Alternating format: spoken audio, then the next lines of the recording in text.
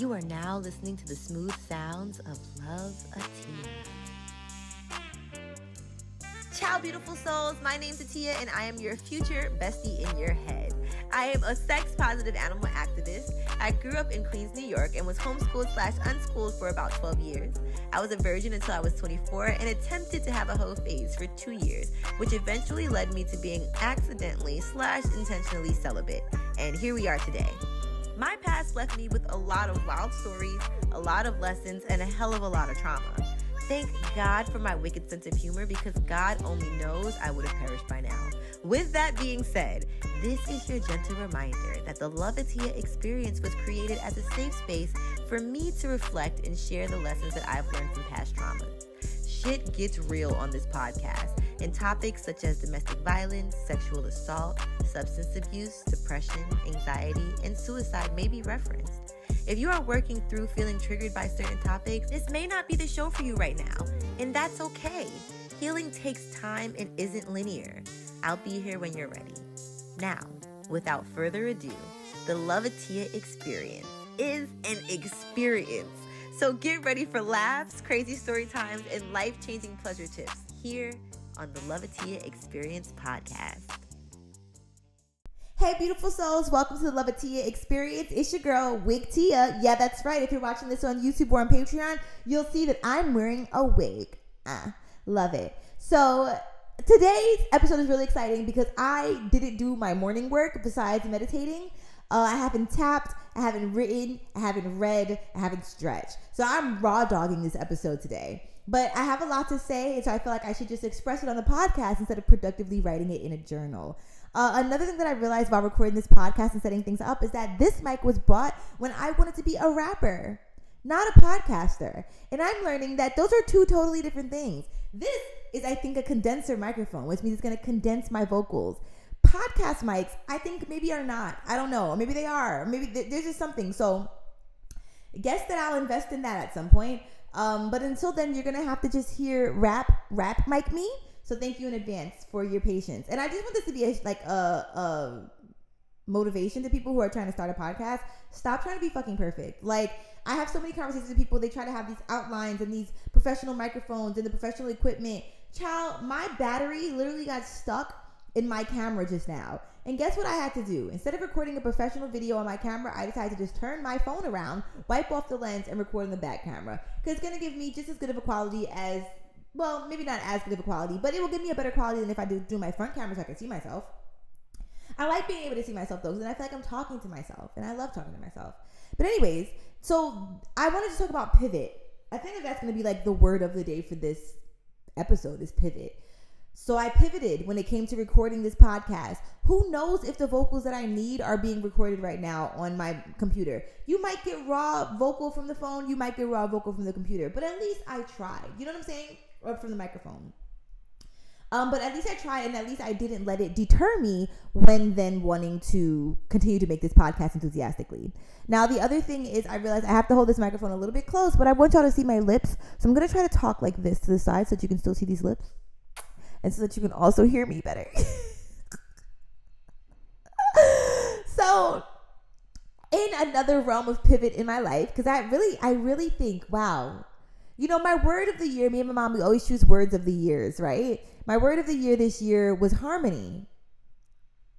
That still resonates with me though, so I think I'm going to stick with it. But also, the thing that I would like to practice this year is going with the flow. And so I think that going with the flow and pivoting are one of the same. I think that going with the flow just sounds more like esoteric. I think that's the word I'm looking for.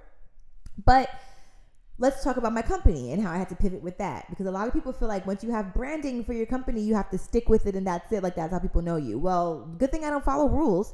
So a lot of y'all who have been listening to this for a while know that I started a company called Ethereal X. Now I've been working on Ethereal X since 2022.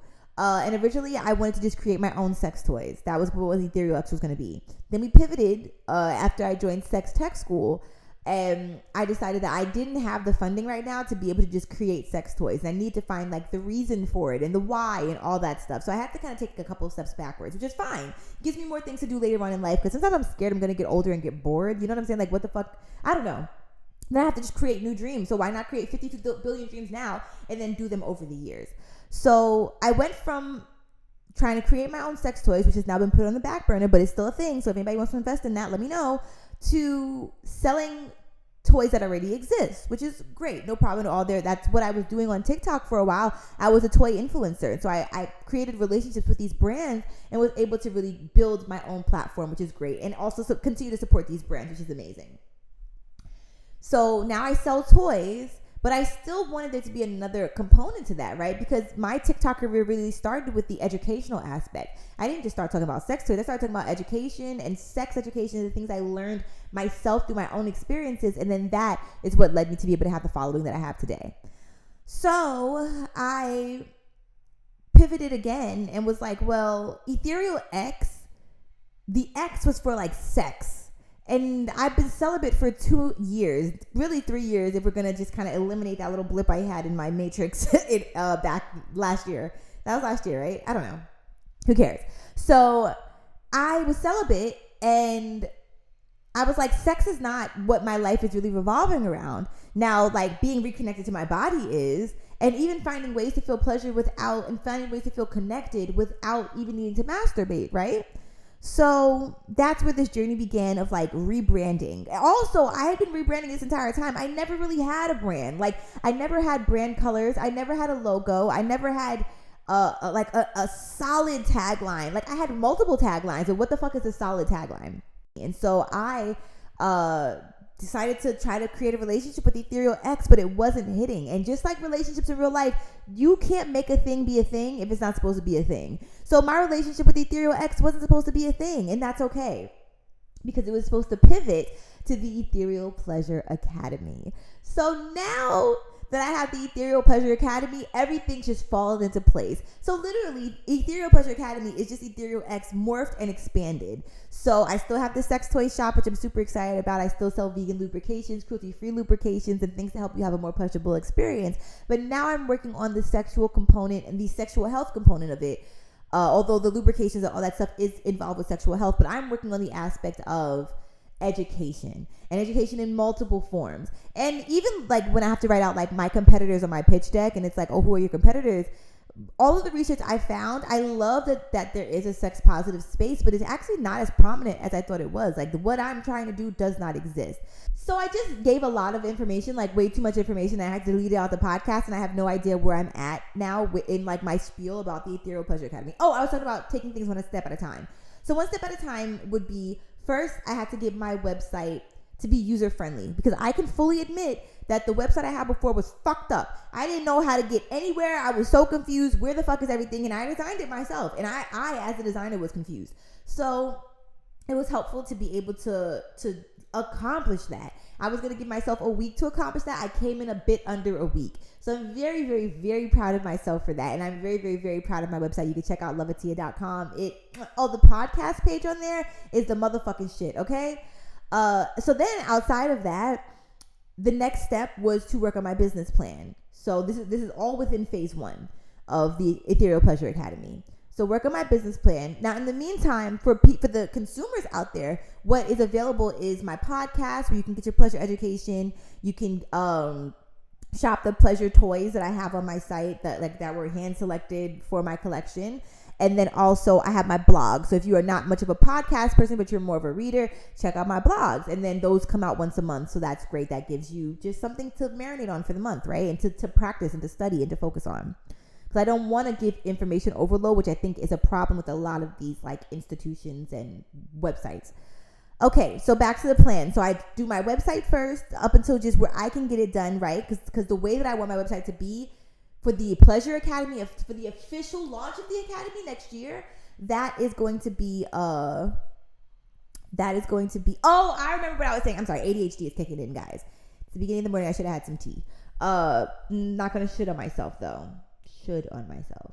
So the first thing I was saying was the website, phase 2. What I need for my website for the Ethereal Pleasure Academy for phase 2 literally requires investors, because I want to have such a magnificent and immaculate interface for the Ethereal Pleasure Academy that it's going to be so easy to navigate, so easy to learn. Like, I have a vision in my head. I started trying to build my studio with my color scheme for my company. Can you see the branding of it all? You see it? So So in the meantime, we have phase 1 where you can check out the podcast and the blogs and all that to still learn while I'm building up the interface behind the scenes after I'm able to pay somebody to do that. Also, I think that I was starting to tell y'all before I cut myself off that I set the intention. I threatened myself with the fact that either I have to be successful in this company within a year, so I have until January of 2026 to be successful, or else I have to get a 9 to 5. Now, what a lot of y'all don't know is that I had a job for one day last week and I quit. I literally did not have that job for 24 hours. I couldn't take it. So that's why I've been on my shit when it comes, like, that's why my website is up and running and built, like, and it was up and running and built before, but y'all get it. Like, if you saw my website before, you know that shit was so confusing. So back to the phases, because we have this looming threat of a 9 to 5 over our heads, right? And you may be asking yourself, like, what success looks like to me. And I probably feel more comfortable talking about that on Patreon, because it's some monetary things, it's some physical things, there's some emotional things, some spiritual things. So I think that there are places of success in different realms that I can hit. Like, for instance, I could talk about, like, I don't want to talk about the monetary stuff here, but the spiritual goal for me would be to be able to feel more connected and feel like the spiritual goal would be for me to know that I have enhanced people's pleasure in their relationship with their pleasure in their life. The craziest part about that, though, y'all, is that I've already done that. Like, if that's the scale of success, and I have already won in the success department, because people tell me all the time, you helped me have my first orgasm, your tip helped me breathe deeper, and that's what helped me have a better orgasm. Like, so I've already accomplished that. So maybe I do need to focus on the monetary goal, because, like, the spiritual and emotional goal, I've already done that. Or maybe I should expand the spiritual and emotional goal. I really don't know, y'all. I'm figuring it all out actively. But with all of that being said, I'm doing phase 2 now that the site is done, where I'm working on my business plan. The great thing about my business plan is that I already had one for Ethereal X. It's just the numbers are a little bit different. So I didn't have to change and tweak too much, but I did just want to add some more personality and some more clarity into what the academy was, because now I know what the academy is, and the goal is really just pleasure education and pleasure confidence, pleasure wellness, just helping people love themselves. That's the goal. Just like how for my self-care company, it's Ethereal Self-Care, the self-love company. Like, that's the goal, is just self-love. And again, all of these are under the same ethereal conglomerate, Ethereal by Levatia. So I just love that this is all coming full circle. The next step after that is to do my pitch deck, which actually I simultaneously started working on my pitch deck and my business plan. So that's great. The next step after that is, because I want to do I want to have a mock-up of what the site is kind of going to look like. So I can also have something to present to website developers once I hire them. Last but not least, I'm going to now have all this stuff together. I will start looking for angel investors, because I'd rather not give equity to this company. I would like to be the sole owner. It really grinds my gears when Black people start companies and then sell the company to a white person. Where is the generational wealth, or whatever the case may be? So I would love to not have to do equity, but if I do have to do equity, it would be extremely low equity. And I'm still learning about that. So anyways, if you want to give me money for free, hit me up. But yeah, I'm also going to start an Indiegogo campaign. That's like step 5, I think. So it's like basically the fundraising portion of things. The Indiegogo campaign, which we did last year, maybe a Kickstarter this time, since it's more focused on the academy. And then the final step after all that would be to hire a website developer. So that's the end of phase 1. That is when phase 1 will be complete. And then phase 2 is the website developer, launching the website, and then working on the app, and then launching the app, and then probably fundraising again for the app before launching the app. But anyways, we get to that when we get to that, but I'm not trying to overwhelm myself. So that's where I am right now with the Ethereal Pleasure Academy. I want it to be a community focused educational learning experience where you are able to fall in love with yourself and meet people within the community. And I have even bigger dreams for other apps that I want to do, but right now I'm trying to start off with one thing at a time so that I can enjoy my 30s, but also feel like I'm making a difference in this world. So I want to give major shout outs to my mom and to my friend Lachey. She's the owner of That's Besties, and my mom is the owner of Imani Jewelry. That's Besties is a personal wipes company. It's vegan and cruelty free. You can use it on your body and on your vulva, on your bestie. And Imani Jewelry is a handmade artistry company. where my mom literally hand creates an entire collection of jewelry made with all natural materials and stones and beautiful things created from the earth. She puts her love into it, and it literally, I feel the healing powers behind all of the stones and all the energy she puts into it. My mom's a healer, so I'm not surprised that you can feel the healing through the jewelry. By the way, you can use the code LOVEATIYA on both that'sbesties.com and ImaniJewelry.com to get 10% off of your purchase. But with that being said, I want to give them both thank yous because they were really, really instrumental in me getting to where I am in my branding experience. All of the tidbits and the techniques I love both of their branding. So I really trusted in them. I'd like to give a shout out to Paulina, who is from Nympho Life. That is Erotic Intelligence Hub. Central Erotic Intelligence Hub. I don't know why I want to add the word central in there because it might not be in there. But I love Nympho Life. I have an episode with her on this podcast. Paulina's amazing. She's also, to me, like chef's kiss, like the queen also of branding. So everyone who had dipped toes, feet, hands, eyes, ears, arms around my company to pour into the branding of it all, just thank you so much. I'm so excited to be able to show y'all my baby when she's officially birthed, but I feel like I've crowned and like her head is coming out slowly. It's just gonna be a long birth. It's gonna be like, I'm like an elephant. They take like 2 years to give birth, don't they? So that's me. So that's where we're at with the business. I'm really excited about it. So thank you for letting me talk to you about it. But I started a conversation on TikTok about pleasure. And I asked a question, which was, what is something in the world of pleasure? Like, what's one question that you would ask someone about pleasure that you want to know? Like, because I grew up in a very pleasure positive household, as y'all know. So I don't really know, like, what people don't know. And there are certain things that I will tell people, and they're like, oh, like I didn't know that. Or even when I talk about the vulva being a vulva, and people thought that like the vulva was a vagina, you know, like I thought the vulva was a vagina. I thought my whole orifice was a vagina until I learned it's a fucking vulva. So I think that conversations like that are really helpful online because they spark questions within me now, right? So somebody asked the question, how do I turn my partner into a pleaser like my ex? And they were like, I'm real lazy in bed. I don't feel like doing the work, right? So I thought this question was really funny because when I'm with men, I'm definitely a pillow princess. And I don't know if that's a term that's only for lesbianism, so correct me if I'm wrong, but I like to lay there and be a fucking starfish. Like I'm not trying to put in the work. I'm not trying to give you extra pleasure. And that's how I knew I was gay and how I had to stop having unintentional sex. Because when you're with your partner, you should definitely care about pleasing them, in my personal opinion. But that's why I want to have this conversation, because we're gonna pivot a couple of different times to figure out like what it feels right for us. Because one thing about pleasure is that there's no right and wrong as long as no one's getting harmed, right? So like, I want y'all to really, really, really take that and like don't run with that shit. There is a right and a wrong morally, but everyone has a different moral compass. So that's why I feel like as long as if we're talking about pleasure with partners, as long as there's full blown consent on both sides and both of them are highly enthusiastic, then that's, we take it and we run with it. But we also need to check in with consent for ourselves as well. Sometimes I'll masturbate and literally like I'll be like, I didn't really want to do that. I didn't check in with my whole body. Like parts of my body want to do that, but not my whole body. The same way sometimes when we have sex with a partner, we don't always want to have sex with them with our whole body. Maybe only our brains want to have sex, but our vulva is like, this ain't it. Hence why you get the vaginal dryness and stuff like that. So that's a thing. But we're going to be bouncing around a little bit in this conversation. And it's a conversation. I'm not going to go to Google or anything for any tips because I think it's just an important thing for us to work through. So when I'm going to come at this from a space of a heterosexual woman, which I'm not, but I'm going to come to it from a space of being heterosexual first. And then I'll come around to like me actually being me. So if I was a heterosexual woman and I wanted my partner to be more of a pleaser, I think that's because she said like her ex was a pleaser, which means that he really focused on her pleasure and not really requiring her to do much to be able to enhance his pleasure.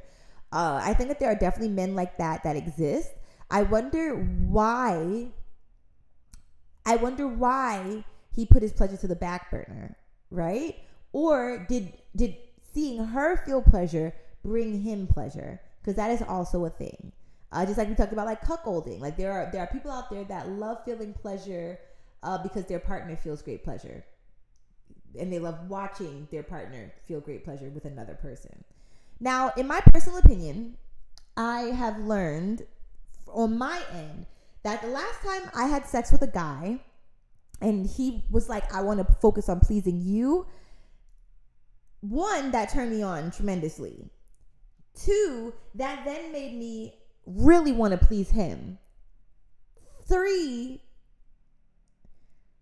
if I'm being introspective, I felt a lot of pressure. And this pressure came from shame that I felt in the past. And the shame, for instance, I told y'all about the time in episode 1 where I mutually masturbated with somebody and then he shamed me for, quote unquote, taking too long to come. Which is, I hate even saying it like that, but that's how he said it. Literally shamed me, put his back to me, like ostracized me. So I think that along with other times that I just felt like I was just so in my head and felt like I needed to rush to orgasm. I think that the moment where he said, like, I want to please you, I immediately whipped his penis out of, I asked for his consent and then I whipped his penis out of his pants, asked him all the stuff about testing, and then started sucking immediately. And one, I just missed giving oral sex. So that was a thing, right? I did miss giving oral sex. But then there was the other half of it that was like, I felt like it was going to be so much pressure if he just focused on my pleasure. Now, looking back on it, that was actually one of my regrets of that sexual experience. I don't have many regrets, but my top 3 regrets were, one, asking him to stop talking about his fucking ex. Because I didn't even feel like talking about my ex, but I felt like I wanted, like, I don't know. No, I didn't know. We did great that first night of not sharing trauma. So I think that not trauma dumping was one request. 2 would have been asking for more aftercare, because otherwise I just feel like a fucking object. And 3, I think especially as a demisexual, but I think just as a human being, aftercare is helpful. And 3, I would have wanted to let him please me the way that he wanted to please me. Now, granted, there are some guys out there who was like, no, I want to focus on you. That's it. Don't touch me. I'm touching you. But I was very, very excited about being able to slop on the knob like a corn on the cob. So it was fine. But yeah, I definitely think that for me, the reason why I shifted from allowing pleasure to happen to me, because when I was a virgin, wow, that's really deep. When I was a virgin and I was dry humping and I was getting fingered, and even when I was a virgin but I started getting oral sex, and I know like there's a controversy about that, like, are you a virgin if you're getting oral? I remember that my focus was the main thing. No, I'm sorry, my pleasure was their main focus. My pleasure was literally what they were focused on. Like, my partners wanted to watch my virginal body feel great and amazing because of them, right? Like ego. Now granted, I can't remember ever coming. I don't remember ever coming, and by then I did know what an orgasm actually felt like. And I'm just saying, because I remember orgasming with that partner that I had where I was friends with benefits with them, like the only time I came with penetration with a partner. So I remember what, like, orgasming. So I just feel like I wouldn't have not remembered if I orgasmed in the past. But like, I didn't need to orgasm in the past. That was the thing. Oh, it's all making so much sense to me now. We talked about this in the lesbian episode. Like, I didn't need to orgasm in the past because the experience was so orgasmic. I was so connected. I was so in my head in love with the people at the time, but I was just really a virgin and just like fucking having limerence with everybody, that I didn't need to orgasm or to climax. That's what it was. That's the epiphany. And I told y'all that in my first lesbian experience I ever had, one of the greatest tidbits she gave to me was that you don't always have to orgasm. Like, that's such a heteronormative thing. But in the world of queerness, orgasming is not there's no pressure to do that. The entire experience should feel orgasmic. And that's how I felt when I was a virgin. I want to get back to like it felt when I was a virgin. I'm about to tell people I'm a virgin. Because when I tell people I'm celibate, it's like, oh, cool. Yeah, I just pulled out my wig. I don't care. It's like, oh, cool. But like, when I was a virgin, people took it as such of a challenge. And I wonder how it would be if I cosplay as a virgin now. That's like playing mind games with people too. It's so interesting though, because after I ended my celibacy or paused it, I think that I still had those feelings of like, oh, well, you still should have taken care of my feelings, because it was like as if I like shared my virginity again. That's the narrative I was going on. And I don't know how much that resonates with me now, but I do feel like he should have taken care of my feelings. I don't feel like I don't feel like he needed, is that what I should have changed to make my voice less like muffled on my compressor? I didn't realize there were actually like components on the compressor that I could have pressed to change. Anyways, I do think that I wanted just some emotional responsibility taken on his behalf instead of being ghosted right after having sex. Because even if I wasn't celibate, being ghosted right after having sex and that's not the agreement that we had, that fucked me up a bit. Don't you? We'll talk about this on Patreon. What else I got to say? Because I got some tea for y'all. Anyways,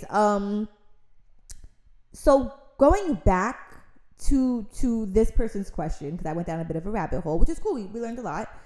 I think that as long as you and your partner have, like I said, the full on consent that they are feeling pleasure when pleasuring you, then that's perfect. But if your partner is not naturally a pleaser, is it because I have some questions for you. One, is your partner naturally a pleaser or not naturally a pleaser? Because you said you want your partner to be a pleaser like your ex. So does that mean that they're not pleasing you at all? You know? 2, the other question would be, does your partner care about your pleasure? 3 is, I don't know if you can hear my stomach growling, but 3 is, does your partner just not know what to do? Like, have you not told them what brings you true pleasure? Because again, I don't care how experienced your partners are. We need to express what we like and what we don't like, because all bodies are different. So the body they were with last might not be the same as your body now. I think 4 is, have you communicated what you like with your partner and they're just not doing it? Because to me, that is the biggest red flag. I think that people deserve amnesty when it comes to sex. I think that people deserve room to grow when it comes to sex. I don't think that people deserve to consistently dismiss your desires and your needs. You know what you like. You're confident in what you like. So and you're telling your partner what you like. So if they care about you, I'd assume, maybe it's some of me to assume, but I'd assume that they take care of you in the ways that you ask, if it's something that they're comfortable with and consent with. So this goes out to anybody who has requested something sexually from their partner and then they don't get that request fulfilled. Yeah, you can give yourself grace. Yeah, you can give them step-by-step guides on how to do it. But after a while, if your partner's showing you they don't give a fuck, they don't give a fuck. And it's time to find a new partner. What's that Gucci quote that I be saying? And I don't quote that man a lot, but he says, but I'm going to reverse it. Men are like buses. Miss one, next 15, one coming. And if this one ain't making you come, then find one that does. All right? Can I get an amen and a hallelujah? Now, Gucci doesn't say all that, but added a little razzle dazzle to it. So yeah, that definitely got me thinking about just my experience with pleasure. Do y'all feel like it's okay for someone to be with somebody who only wants to please you? Do you feel like that's okay? Like, would you want that? But okay, so this is a hypothetical situation. You're with somebody who only wants to please you, and say that they're like a touch me not. They don't want to be touched. And I think that in my head that's what a touch me not is. And also, once again, is a touch me not only in the lesbian community, or is that in the queer community, or is that in the whole community? Please comment somewhere and explain this to me. So yeah. Trying to figure out if you, cause then like, if they are only a pleaser, are you the type of person who only likes getting pleased? No, let's pretend that you like doing it both ways. If you're with somebody who only likes being pleased, who only likes to please you, and then you then want to please them and they say, no, I'm not comfortable with this, what would you then do? For me, I would ask.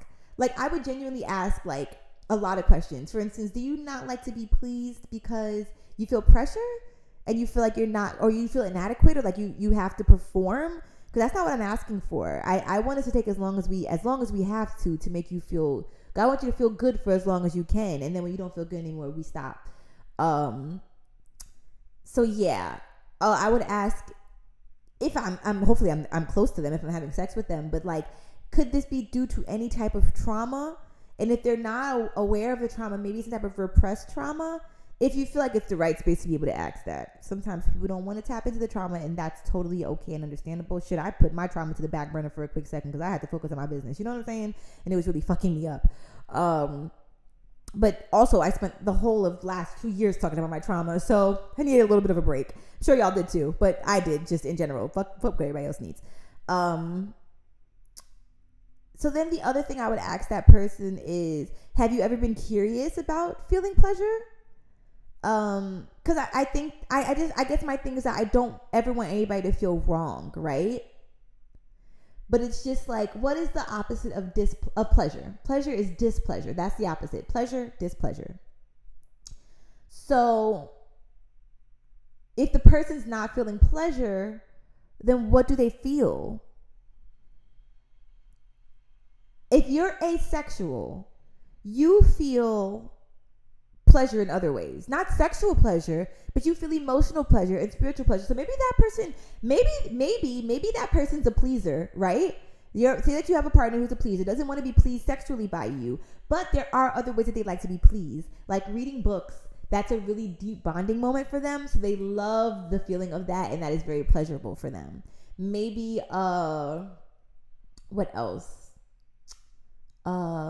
Writing poetry together. Maybe that's a form of pleasure for them, and it's non-sexual pleasure. That's what I want to teach on my platform, is that like not everybody likes sexual pleasure, and not everybody likes sexual pleasure for many different reasons. What are the different reasons why they don't like sexual pleasure?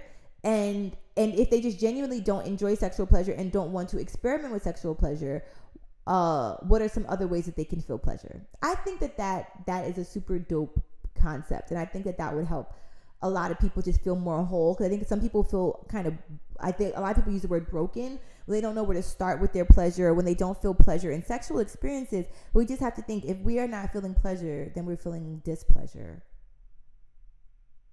Also, and you might not agree with that, and maybe my thoughts will shift about that eventually, but also maybe that person does want to feel pleasure, but they literally only feel pleasure by pleasing you. Again, I feel like there's always a root cause. I'm just always trying to get to the root cause of things, but I think that there could definitely be shifts in that. Now reverse it. You're the partner. There's another hypothetical. You're the partner that wants to please your partner only, but you don't want to feel you don't want them to please you. I would just ask you all of those same questions that I asked for the other hypothetical situation. Do you feel like you just feel shame surrounding your pleasure? Is it because of your trauma? Is it because of X, Y, and Z? But again, only ask these questions based on how deeply you met the person, right? So unless that person is very vocal about their trauma, don't be like, girl, is it because of your trauma? Like that's a bit invasive. But I think that there are definitely other ways to get to the root cause of it for yourself and for your other partner. I just think that one thing that I definitely learned from whatever romantic situations that I have had within these last couple of years of celibacy, which have been very far and few in between. Like I really am not actively dating, and I wasn't before, but the little tidbits where I'm like, oh, I'd love to try and experiment. One thing I learned this last go around was that asking questions is very helpful. And it gives people their power back, right? So as a Virgo, I'm kind of always trying to like help people. Back in the day, I called it fixing people. Now I don't try to fix, because there's nothing wrong with people. But I do like to ask questions to help people get to where they need to get within themselves, because it just feels more liberating when you find the answer versus when somebody tells you the answer. And vice versa. It was very helpful to me when I was being asked questions and I was able to come to my own revelations. So I think that that's really helpful in situations when trying to get to know somebody or when trying to get to know about somebody's pleasure. I think asking questions and not making assumptions is definitely helpful, and not asking questions where you think that you already know the answer. Like that's like an assumed question, if that makes sense. So that's that when it comes to pleasure. I'm very grateful to be able to have deciphered this with you. Let me just do a time check to see how much we've recorded. Now that we're talking about pleasure, I would actually like to talk about men's pleasure. And this is a little bit of a triggering topic for me, but I'm going to really speak about it from a place of love, because I learned that within the world of the patriarchy, right? So I just watched the Barbie movie, and I know I'm a year and a half, quote unquote, late, but I feel like the reason why the word patriarchy became such a hot word was because of the Barbie movie. Now I'm realizing like, oh, that's why everybody got hip to it. Because I'm like, where did everybody start learning about this, and why is everybody just now talking about it? I was in a decolonization class where we talked a lot about the patriarchy. I started talking about it over the last maybe like 3 or 4 years with my mom. I also feel like we don't talk about matriarchies enough. Like bonobo monkeys literally are a matriarchy. And they are some of the most peaceful beings on earth because they are run by women. We'll get to that at some point in life because I have a deep, deep, deep connection with bonobos.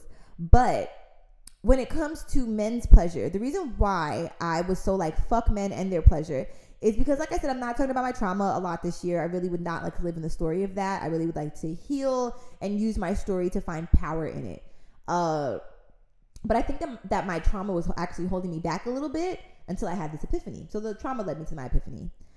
I realized that I didn't feel like men deserved pleasure because I had my rights stolen from me from men, right? I had my safety and my physical protection stolen from me from men within the assaults that had happened to me over the last couple of years sexually. So I think that with all of this, it created this deeply rooted resentment and hatred towards men, and anger and rage towards men. So after experiencing multiple support groups, after doing a lot of self-work, after having a lot of conversations that triggered something in me, but triggered it in the way of like, wait, why am I like this? Am I like this because of my circumstances, or am I like this because of the patriarchy, or am I like this because of X, Y, and Z? I want to give a shout out to my dad as well. We had a very, very, very deep conversation, and although it was very emotional for me, that changed the way that I want to experience conversing with men. Like, my dad was very pivotal in that, in a very positive way. And like I said, although the conversation was triggering, probably for the both of us, he didn't do anything wrong at all. He led me to this grand epiphany. So if you're a man, like, thank my dad, because he's probably the main reason why I was able to get to this full circle moment, because otherwise I was like, fuck men. So anyways, over the course of a couple of months, a lot of things have come to my attention to where I just learned, like, wow, although a lot of men talk about sex and talk about how many women they make come, and every guy I've been with is like, oh yeah, I made all my, that's how it feels to me or sounds to me. I'm learning that men were not taught about pleasure. Men were taught about coming. Men were taught about fucking jerking off. But were they taught pleasure? I don't know why I'm stuttering like this today, but call me Statia, okay? Because I be stuttering. But they weren't taught about pleasure. They were taught about the beginning, getting hard, and the end, coming. But do they know why it feels good why vaginas feel good on their shaft? Do they know where their perineum is? Do they know where their gooch is? Do they know where their what is the name of the tip of the penis? What is do they know any of that? Now, although I want the Ethereal Pleasure Academy to really, really focus on women's pleasure, we're going to be in business forever. So there's so many ways to expand. I just can't necessarily talk a lot about men's pleasure because I don't have a penis. So I can only give techniques and tips on ways to help their female partners feel good, but I don't have a penis, and I haven't met any man pleasure positive enough to be able to give me great insight and input. Again, on pleasure, not on sex, not on fucking, not on even giving head.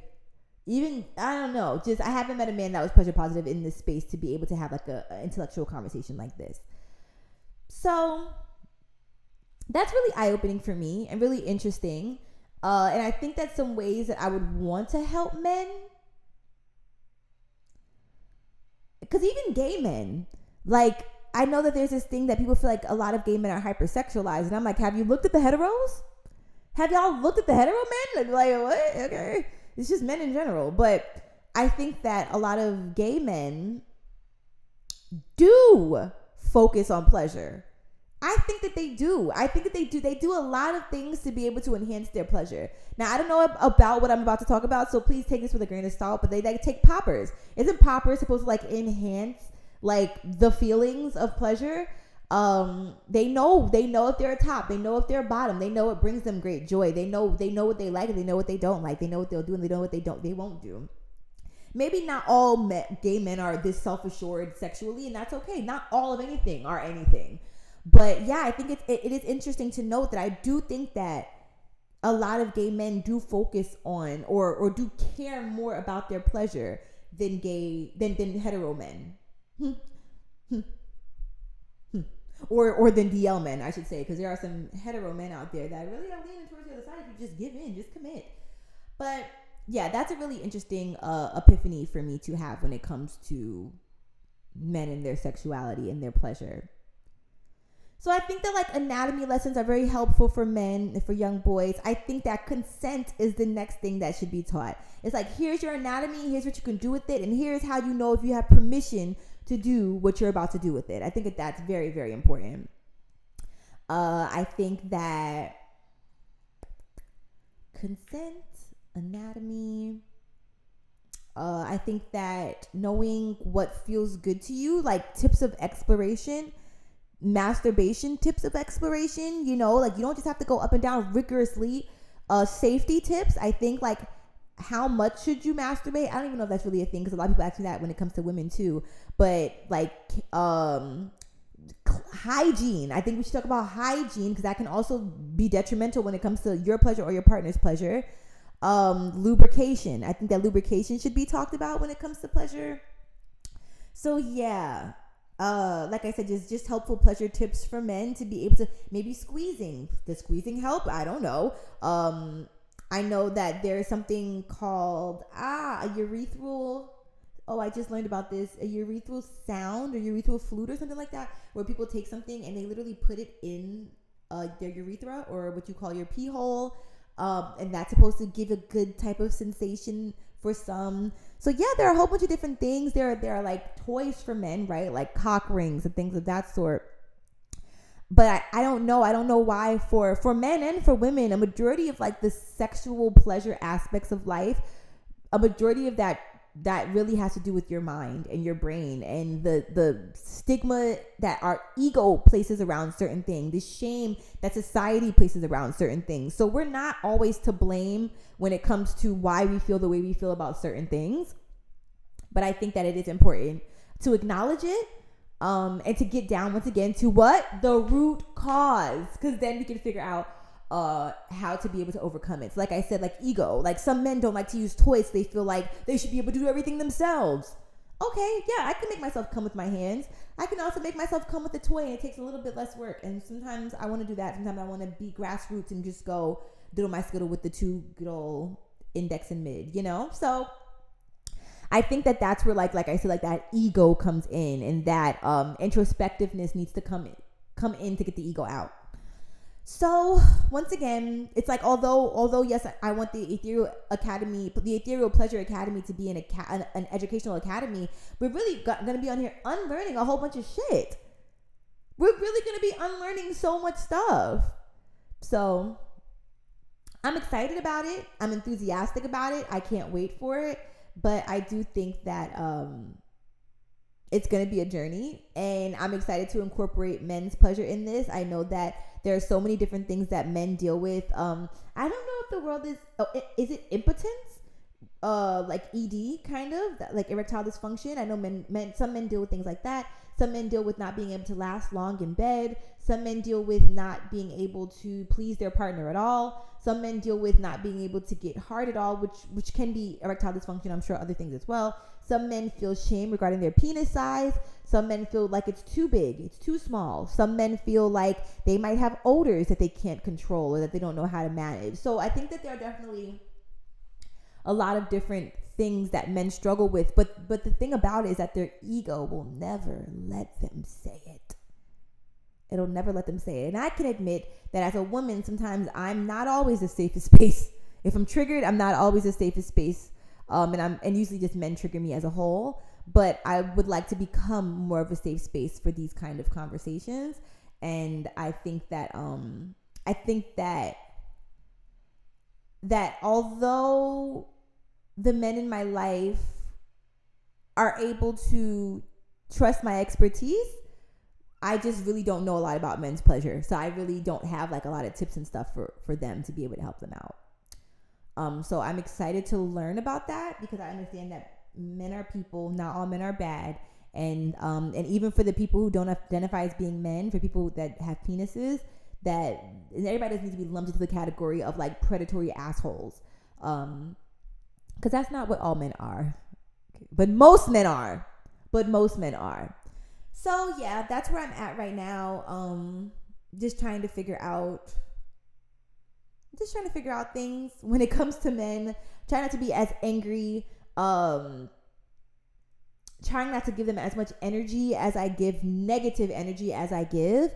And maybe my experiences will shift and I'll have more positive experiences. I'm not trying to date men, which should be helpful. But I feel like I've been not really having too many interactions with them, which has been really helpful for me. And then the interactions that I do have with them, I'm like, oh yeah, you cannot take them seriously. Like you gotta just listen to what they say because they always say too much, take it, and then like let it go from there. So that's been helpful. I have been craving like a male friendship, honestly, like a good male friendship. And it's ironic because my mom, just recently, my former friend reached out to my mom. Oh, and I thought I'd say former friend, he's like family, so it's like my brother, reached out to my mom, asking like why, or he just sent her a really, really, really beautiful message. It was very respectful, very kind. It didn't put any pressure on her or anything. Basically asking like why our friendship ended. And if anyone has been a listener to this podcast for a while, you know that I made it very clear the multiple reasons why the friendship was coming to an end. I kind of gave a warning. I didn't think it was going to end, but if things hadn't gotten better, then yeah, I couldn't take it anymore. But I think people just don't necessarily take my boundaries.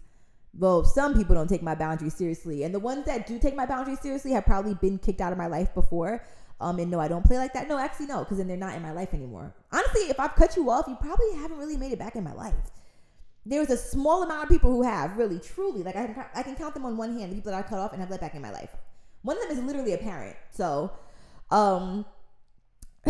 anyways, I think my frustration is I just feel like I'm always telling people, like, this is what hurt me. This is why it hurt me. And so when I moved out of the country and I reflected on this friendship, I wrote down, I told y'all in one of the episodes, like 22 reasons or like pros and the cons of our friendship. It was like 22 cons, 9 pros. And although those pros were beautiful, the cons far outweighed them in just the treatment that I had experienced. So now I do plan on reaching out to this friend. Like I said, they're like a family member, so they're never going to really be like officially out of my life. And they have like they've had major impact in my life, both positive and negative. But I think this is how I just get so mad. And maybe I'm talking about this now because I was talking about men and male friendships, but I get so mad at the lack of accountability of men. Like, why do I have to tell you? And I don't know if men just don't have the brain space or what, but it's like, and I mean that with no shade. I really mean like men do not have the same brain capacity as women. But why do I have to continue tell you more than once, and then like, I don't know, like then tell you about it in front of somebody else so that they can give you a different perspective, and then it's still not enough. So then I have to write a letter about it now. Like, how many times you need to be told about yourself? Another thing I will say is that this person is a Taurus, and one thing I know about Taurus is that self-awareness is not a thing for them. Accountability takes a very long time for them to get around to. You kind of got to pull it out of them a little bit, and if they are self-aware, once again, like the denial is a river in Egypt because them bitches is swimming in it. So, and when I say them bitches, I mean it very fucking lightly, so please don't take that personal. But yeah, and I have a Taurus moon. So it is a very deep conflict with my motherfucking Virgo rising and Virgo sun.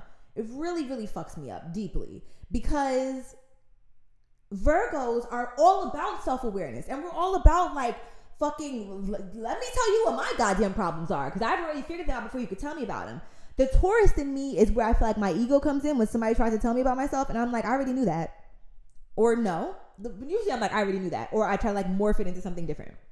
So that's where the Taurus in me comes from. So I feel like I have very valid energy to talk shit about Taurus because I got Taurus in my chart.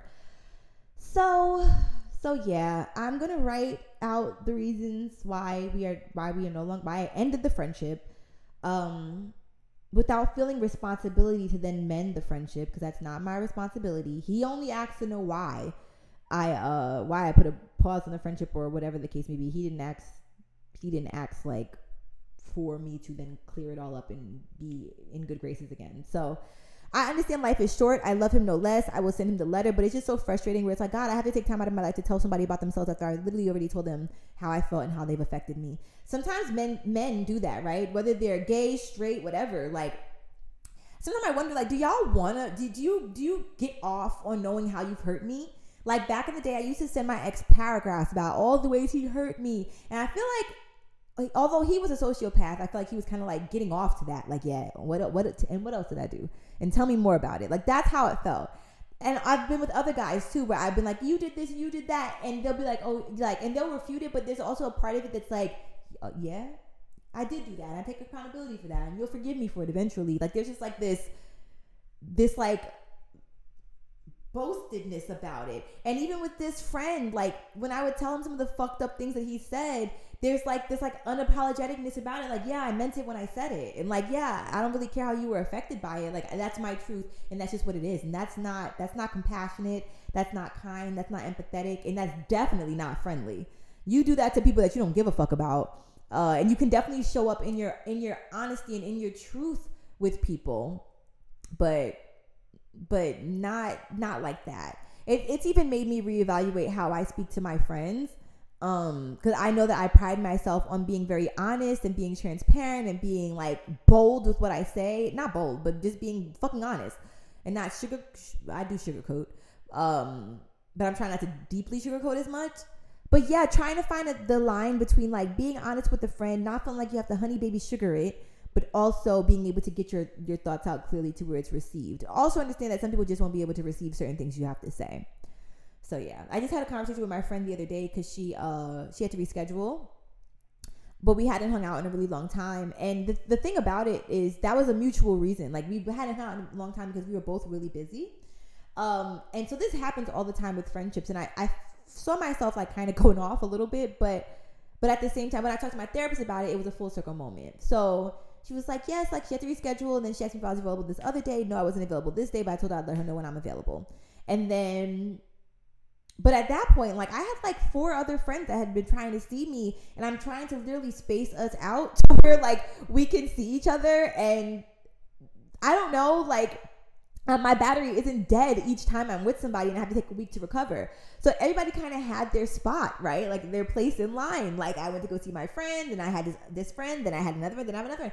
So now the line is kind of thrown off, and I'm like, wait, like, I wanted to see this friend, but now the line is thrown off. And so the way that I shared with her is like, I definitely want to see you. I definitely miss you, but like, just note that you were the one that canceled on me. Because people are always like, you're so busy. I'm like, no, you were the one that was so busy. You canceled on me. Because I'm tired of the narrative that Atiya is so busy. Now, one part of me, the unapologetic part, is like, I love that y'all think I'm so busy. You're right. I am. Never have time for anybody except myself. But the narrative that you two are not busy and that I'm the sole reason why we're not seeing each other, that's the part that gets on my nerves. That's the part that's like, okay, well, I'm available on this day, but you're not available on that day. So our schedules just don't align, and that's okay. And that's nobody's fault. So I think that one of the things that I can do is just not take the blame, right? And not take it as blame. But one thing that I can also do is advocate for myself when it gets annoying. Like, I get it. We haven't seen each other in 3 months. That's because of the both of us. You don't hear me saying that. Sometimes I wonder if my friends want me to complain as much as they say things to me, right? Like, when they say things like, oh, I haven't seen you in forever. It's been 3 months. I wonder if they want me to do that to them. But if they know me, they know that I don't. They know that I don't. I really enjoy my solitude, and I believe in divine timing, and I'm grateful for whenever I get to see them and talk to them. I have a friend who I literally haven't talked to for 2 months. And I literally be like, just sitting in my bed like, I wish her well. I hope she's doing so good. I hope that life is going really kindly for her. I know that I will hear from her at some point. She just liked my TikTok video like earlier today. I know I'll hear from her at some point, but I'm not going to reach out like, oh my God, it's been 2 months since we've talked. Like, you didn't make time for me. No, because I understand that we're adults and we love each other and we will get to each other when we're supposed to get to each other. Life's short and we got other things going on. I'm so utterly grateful for these friendships that I have in my life, and I let them know that by whenever they're in my presence, pouring into them deeply. That is how I show my gratitude. When we're making voice notes, you tell me some good shit, I am pouring into you deeply. So there's that. I wanted to end it on a different note than we started, but I love this episode. This episode was so fun to create and to record. I'm so grateful for y'all. Shout outs to my wig. I love that she's dropped a little bit now. She feels a little bit more lived in. Okay. And yeah, I'm really, really excited for this year. New year, evolving me, forever evolving me. And I love y'all so much. Don't forget to head over to Patreon for exclusive content. I've been posting a lot over there, so there's a lot to catch up on. I have blogs, exclusive content, not even just all the blogs you see on the website, like other behind the scenes blogs. I have exclusive videos that I literally cannot post on social media because they either give too much information or they're too ratchet. So feel free to check me out on Patreon. I love y'all so much. If you want to support the Ethereal Pleasure Academy, you can click the link in my description and you'll be able to sign up for our email list. And yeah, this has been a freaking blast. Like, I'm so grateful. So excited to be back. So excited to have my mic. And I love you. Give yourself a hug for me. Don't forget to be kind to yourself and to be kind to animals. Mwah.